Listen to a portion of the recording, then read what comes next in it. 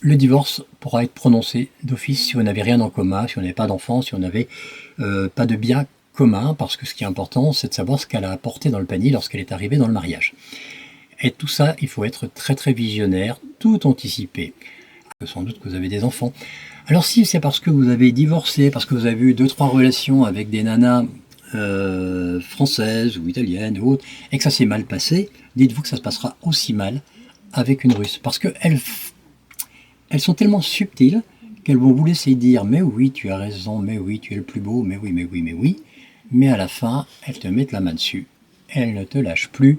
Mais quand je te dis elles te lâchent plus, elles vont te faire les pires merdes du monde dès qu'elles auront la moindre contrariété, y compris les règles de travers.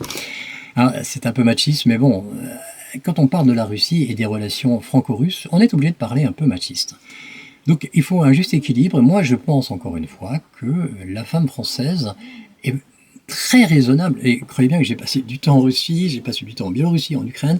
Je peux vous assurer que j'ai constaté, mais très régulièrement, ça.